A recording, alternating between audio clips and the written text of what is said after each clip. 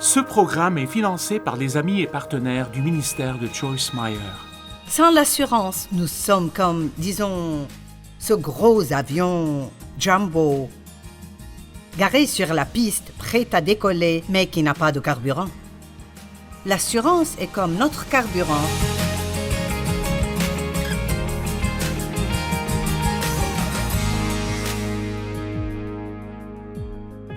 Eh bien, merci de vous être joints à moi aujourd'hui. Et je prie que, non seulement vous appréciez le programme, mais que vous appreniez quelque chose qui améliorera votre vie. Aujourd'hui, je veux vous parler de ce qu'est l'assurance. Nous voulons tous l'assurance, nous avons tous besoin d'assurance. Certaines personnes ont de l'assurance, mais il y en a d'autres qui ne l'ont pas et voudraient l'avoir. Donc, qu'est-ce que l'assurance ? Eh bien, l'assurance est une confiance intérieure qui amène la personne à entreprendre et faire quelque chose. Normalement, nous n'essayons même pas quelque chose de nouveau si nous ne sommes pas confiants que nous pouvons le faire. C'est la conviction que nous sommes capables de faire quelque chose et que nous sommes acceptables. Satan aime absolument quand nous n'avons pas confiance en nous et nous nous sentons mal dans notre peau tout le temps et nous avons peur d'échouer. Je dis souvent aux gens, vous ne saurez jamais si vous avez raison, à moins que vous ne soyez prêts à sortir et à prendre le risque d'avoir tort. Et je vous dis en passant qu'avoir tort n'est pas la pire chose au monde qui puisse vous arriver. Si vous ne savez pas ce que vous voulez faire dans votre vie, la meilleure chose à faire, c'est de sortir et de découvrir. Il ne vous faudra pas longtemps pour découvrir votre place, si vous êtes prêt à découvrir où votre place n'est pas. L'assurance nous amène à être audacieux, ouverts et clairs ou directs d'une manière pieuse. L'assurance est la foi. La foi en Dieu, la foi en les autres, la foi en soi. La foi en une chaise. Je ne vais même pas m'asseoir sur une chaise si je ne suis pas sûr qu'elle pourra me porter. L'assurance nous permet de vivre sans peur et de nous sentir en sécurité. Et nous voulons tous cela. Nous voulons vivre sans peur et en sécurité. Et cela fait partie de votre héritage d'être confiant, d'être en sécurité. Ésaïe 54, 17 dit « Toute arme préparée contre toi sera sans effet, et toute personne qui s'attaquera à toi au tribunal, c'est toi qui la condamneras. » Cette paix, cette justice, cette sécurité qui est l'assurance, et cette victoire face à l'opposition, tel est l'héritage et le patrimoine des serviteurs de l'Éternel. C'est tellement bon. Cela fait partie de votre droit. Cela fait partie de votre héritage. Cela fait partie de ce que Dieu veut que vous ayez, d'avoir de l'assurance, de ne pas vivre dans la peur. Il veut que vous soyez audacieux et que vous croyiez que vous pouvez faire des choses et que vous n'ayez pas peur d'essayer de nouvelles choses. Nous devons savoir qui nous sommes en Jésus-Christ. Qui je suis en Christ est très différent de qui je suis sans lui. Ésaïe 32, 17 dit « L'œuvre de la justice, le fait de savoir que j'ai été justifié devant Dieu par le sang de Jésus-Christ. » C'est tellement merveilleux de ne pas se sentir mal tout le temps. Qu'est-ce qui ne va pas en moi? Qu'est-ce qui ne va pas? Ou de sentir que Dieu n'est pas content de vous. Dieu vous a aimé et vous a accepté avant même que vous ne naissiez et que vous n'ayez fait quoi que ce soit de bien ou de mal, parce qu'il a accepté tous ceux qui sont en Christ. Si vous croyez en Jésus et vous l'acceptez vraiment comme votre Seigneur et Sauveur, alors vous êtes juste en Dieu, non parce que vous faites tout bien, mais parce que vous croyez bien. Et plus vous croyez bien, plus vous ferez du bien. Permettez-moi de faire cette déclaration. Vous n'avez pas besoin de vous sentir confiant pour être confiant. Vous commencez par croire que vous pouvez faire des choses. J'ai écrit un livre intitulé « Des pensées puissantes » et là nous donnons aux gens des pensées qui ajouteront du pouvoir à leur vie et nous suggérons qu'il médite là-dessus pendant 30 jours. Et je ne veux pas dire toute la journée pendant 30 jours, mais d'y penser continuellement. Et l'une d'elles est « Je peux faire tout ce que je dois faire dans la vie à travers Christ qui est ma force ». Certains matins, je me réveille et je ne me sens pas très bien. Et si c'est un matin quand je dois aller faire quelque chose comme ça, laissez-moi vous dire, je fais confiance à Dieu, je mets ma confiance en Dieu et je crois qu'il m'accordera la force de faire tout ce que je dois faire ce jour-là à travers lui. Méditez et pensez aux choses qui sont en accord avec la parole de Dieu que vous voulez voir dans votre vie. Nous avons besoin de savoir qui nous sommes en Christ. Cela nous donnera de l'assurance. Qui nous sommes en Christ est tout à fait différent de ce que nous sommes sans lui. Par exemple, la Bible dit que si nous sommes en Christ, nous sommes justifiés devant Dieu. Celui qui n'a pas connu le péché est devenu péché afin que nous devenions justice de Dieu en lui. Je suis éternellement reconnaissante de ne plus avoir à penser constamment à ce qui ne va pas en moi. J'ai reçu la justice de Dieu à travers ma relation avec Christ, non pas parce que je fais tout comme il faut, mais parce que c'est un don que Dieu me donne. Et quand vous recevez cela et vous y croyez, plus vous croyez que vous avez raison, plus vous adopterez de bons comportements dans votre vie. Ésaïe 32, 17 dit « L'œuvre de la justice, ce sera la paix, interne et externe, et le produit de son activité, ce sera la tranquillité et la sécurité pour toujours. » J'aime ceci. Sans l'assurance, nous sommes comme, disons, ce gros avion jumbo, garé sur la piste, prêt à décoller, mais qui n'a pas de carburant. L'assurance est comme notre carburant et vous pouvez avoir toutes sortes d'idées sur les choses, mais vous devez avoir la confiance en fait pour essayer ces choses et découvrir si elles sont ce que Dieu a pour vous. N'ayez pas peur d'essayer et de découvrir. L'assurance est vraiment la même chose que d'être sans peur. Nous n'avons pas à vivre dans la peur. La Bible nous enseigne à ne pas mettre notre confiance dans la chair. Dieu ne veut pas que nous ayons confiance en nous, mais que nous mettions notre confiance en lui. Philippiens 3.3. En effet, les vrais circoncis, c'est nous les chrétiens, qui rendons notre culte à Dieu par l'Esprit de Dieu, qui louons, glorifions et plaçons notre fierté en Jésus-Christ et qui ne mettons pas notre confiance dans et ne dépendons pas de notre condition, les privilèges que nous avons, nos avantages physiques et les apparences extérieures. Je vous donne des exemples. Ne mettez pas votre confiance dans votre apparence, car votre apparence changera. Peu importe votre âge, vous vieillirez. Vous finirez finalement par avoir des rides. Vous ne pourrez pas toujours faire ce que vous pouvez faire en ce moment. J'ai remarqué en vieillissant que je devais faire une chose à la fois, alors que je pouvais faire 4 ou 5 choses à la fois. Vous devez faire attention à ne pas vous vanter de toutes ces choses que vous pouvez faire et à ne pas juger les autres, parce que les choses vont changer avec l'âge. Cela ne signifie pas que vous devez vieillir et abandonner la vie, mais les choses vont changer un peu. Donc il ne faut pas mettre votre confiance dans toutes ces choses. Éventuellement, les gens trouvent toujours quelqu'un d'autre à applaudir. Peu importe le type de record que vous avez battu, quelqu'un d'autre vous dépassera. Vous savez, j'ai pensé pendant un certain nombre d'années, je ne veux pas que ma confiance soit en qui je suis dans ce ministère. Quand je ne serai plus Joyce Meyer, la dame de la télé, je serai toujours Joyce Meyer, une enfant de Dieu qu'il aime. Et j'y pense parfois, je me décide parce que je ne veux pas sentir que je ne suis plus rien ou plus personne si je ne peux pas faire ça. Et beaucoup de gens, quand ils ne peuvent plus faire ce qu'ils font, ils perdent leur identité et ils ont l'impression qu'ils n'ont plus aucune valeur. Mais vous aurez toujours de la valeur pour Dieu, simplement parce que vous êtes ses enfants et il vous aime. Donc nous ne voulons pas mettre notre confiance dans notre apparence, nos dons et nos talents, Combien d'applaudissements nous recevons, ce que nous possédons, qui sont nos amis, quelle marque de vêtements nous pouvons acheter, dans quel quartier nous vivons, quel type de voiture nous conduisons. Quels sont certains des symptômes d'un certain manque d'assurance?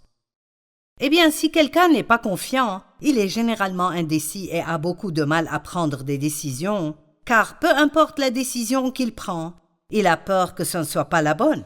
Et avant très longtemps, il changera d'avis, et puis il changera d'avis à nouveau, et puis il changera d'avis.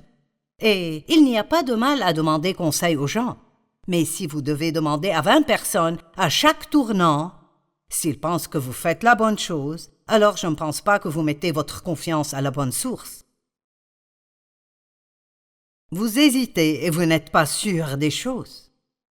Lorsque nous manquons de confiance, c'est difficile pour les autres de mettre leur confiance en nous. J'aime être avec des gens qui ont de l'assurance et j'aime travailler avec des gens qui ont de l'assurance. Une fois, j'ai eu une assistante qui manquait tellement d'assurance en soi et ça m'a donné l'impression que je ne pouvais pas mettre ma confiance en elle. Tant de fois, je ne lui demandais pas de faire des choses parce que si je lui demandais de faire quelque chose de nouveau, elle hésitait toujours et je pourrais dire qu'elle avait peur. Nous devons vraiment croire que Dieu nous aidera à faire tout ce que nous devons faire dans la vie. Mais en même temps, nous ne voulons pas avoir une attitude hautaine, fière et orgueilleuse. Nous devons garder l'équilibre et si nous n'en sommes pas capables, Dieu nous aidera et nous parlerons de cela. Vous dites, Joyce, je n'ai aucune assurance en moi. Eh bien, commencez par arrêter de dire cela. Régulièrement, dans mon temps avec Dieu, j'aime déclarer la parole de Dieu sur ma vie. Et donc, je dis, je suis confiante que je peux faire tout ce que je dois faire à travers Christ qui est ma force. Si vous dites cela dans l'intimité de votre propre vie, vous découvrirez vite que vous ressentirez ce que vous croyez. Vous croyez plus ce que vous dites que ce que n'importe qui d'autre dit. Alors laissez la bonne chose sortir de votre bouche, laissez votre bouche être d'accord avec la parole de Dieu et vos sentiments seront conformes à vos décisions.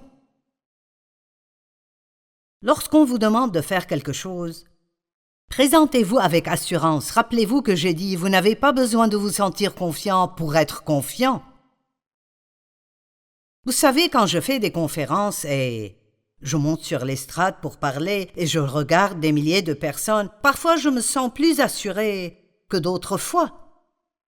Mais je peux toujours être confiante de toute façon parce que j'ai vu Dieu travailler pour moi encore et encore et encore et encore. Vous savez, les sentiments sont drôles, ils sont capricieux. Ils ne sont pas toujours là. Vous pouvez ressentir quelque chose le soir et quelque chose de complètement différent le matin, et j'avoue que je ne comprends pas. Mais tout ce que je sais, c'est que je n'ai pas à vivre selon ce que je ressens, je peux gérer mes émotions et je peux vivre en les dépassant. Donc, que je me sente confiante ou non, je suis confiante parce que je crois que Dieu travaillera toujours pour moi. Et si vous manquez d'assurance, n'acceptez pas ce fait. Priez et obtenez l'aide de Dieu et allez à la racine de votre problème. Où le manque de confiance en soi a-t-il commencé dans votre vie? Est-ce peut-être dans votre enfance? Vous est-il arrivé quelque chose qui vous a fait perdre confiance en vous-même? J'ai été abusée par mon père et j'ai perdu ma confiance en moi-même.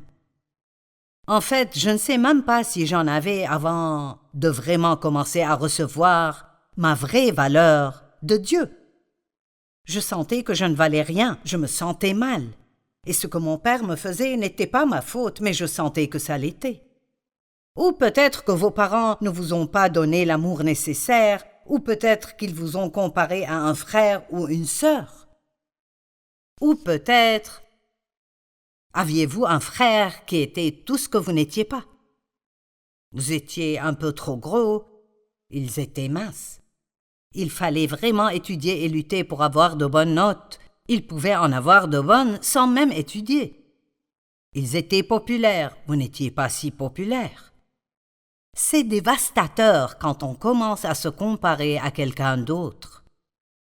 Je connais tellement de gens comme ça. Ils ont un frère qui semble tout faire comme il faut. Ou peut-être que vos parents vous ont comparé à un frère. Eh bien, tu dois être plus comme ton frère. Pourquoi ne peux-tu pas agir comme ta sœur?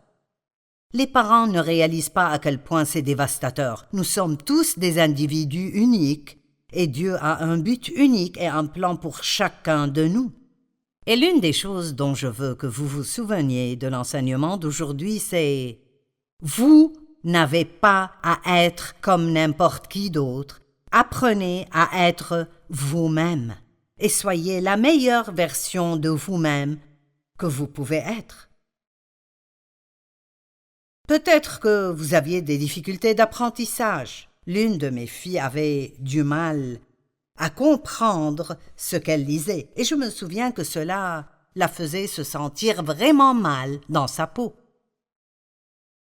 Avant que nous ne sachions ce qu'était la dyslexie, cela devait être difficile pour les enfants qui l'avaient et qui n'arrivaient pas à lire comme les autres. Et je suis sûre qu'on les a fait se sentir stupides. Vous ne pouvez peut-être pas tout faire comme quelqu'un d'autre, mais vous avez des dons et des compétences que les autres n'ont pas. Et Dieu a un but et un plan pour vous. Alors ne laissez jamais l'ennemi vous dire autre chose. Et rappelez-vous que ce n'est pas le travail de quelqu'un d'autre de vous faire sentir bien dans votre peau. Si vous êtes en relation avec quelqu'un qui manque vraiment de confiance en soi, cela peut absolument vous épuiser parce que, tout d'abord, vous ne pouvez jamais les corriger sur quoi que ce soit, vous devez aimer tout ce qu'ils font. Et c'est juste, vous vous épuisez au bout d'un moment parce que vous avez l'impression que si vous ne les complimentez pas et si vous ne marchez pas sur des œufs, ils vont s'énerver. Dieu a parlé à mon cœur il y a des années et m'a dit d'arrêter de donner à mon mari la responsabilité de ma joie. Et je vous dis aujourd'hui, arrêtez de donner aux autres la responsabilité de votre confiance en vous. Vous devez obtenir cela de Dieu et arrêtez d'essayer de l'obtenir de ce que les gens vous font ressentir. Je ferais mieux de répéter cela. Obtenez votre confiance en vous de Dieu, pas de ce que les autres vous font ressentir ou ne vous font pas ressentir. Arrêtez de leur donner la responsabilité de votre confiance en vous. Découvrez qui vous êtes en Christ. Et vous gagnerez en assurance. Je vais suggérer que nous soyons un tout et rien du tout. Dans Jean 15,5, la Bible dit « Je suis le cep, vous êtes les sarments. Celui qui demeure en moi et en qui je demeure porte beaucoup de fruits, car sans moi vous ne pouvez rien faire. Donc, sans Christ, je ne suis rien. Mais si je mets cela avec Philippiens 4,13, je peux tout par celui qui me fortifie, Christ, et je suis prêt à tout et capable de tout par celui qui me donne la force à l'intérieur de moi. C'est l'amplifié, j'aime ceci.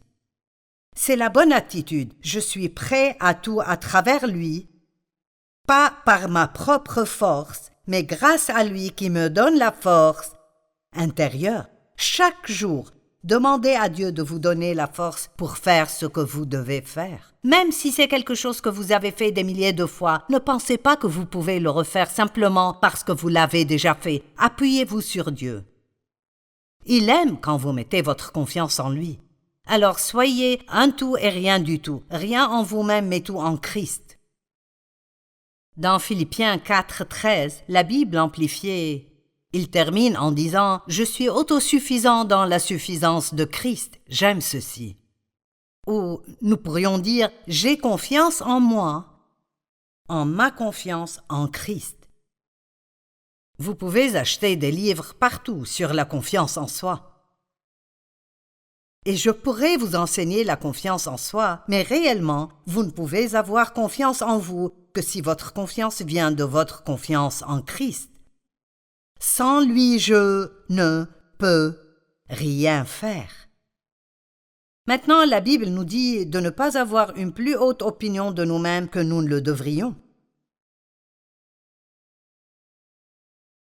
Les gens orgueilleux ne reçoivent pas l'aide de Dieu. Les humbles obtiennent son aide.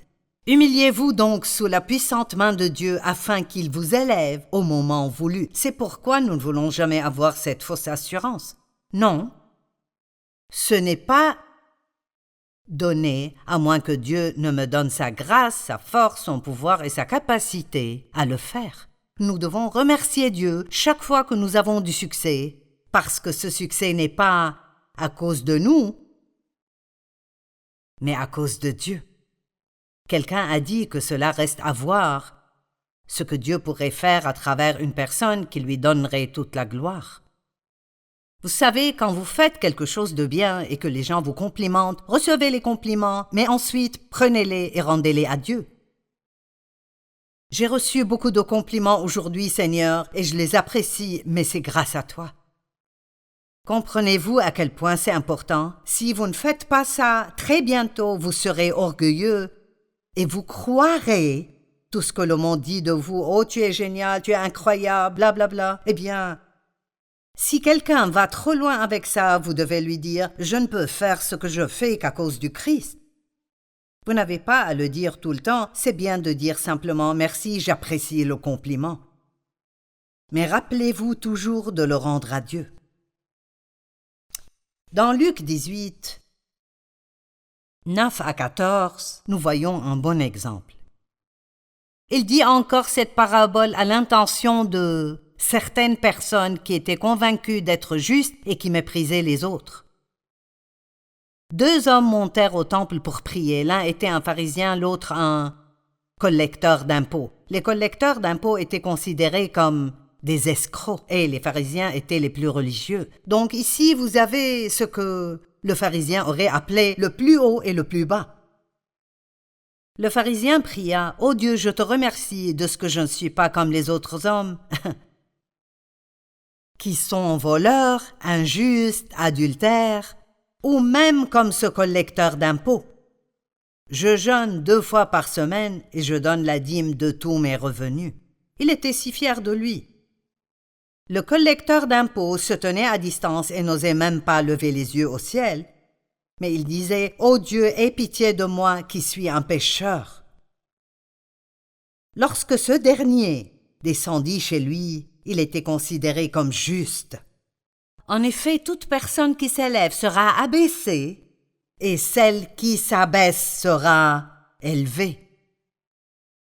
Dieu sait comment nous empêcher d'être orgueilleux. Il a piégé Moïse et les Israélites entre la mer Rouge et l'armée égyptienne. Ils n'avaient vraiment rien à faire à part faire confiance à Dieu. Et je partagerai cette dernière écriture avec vous. 2 Corinthiens 1, 8 à 10.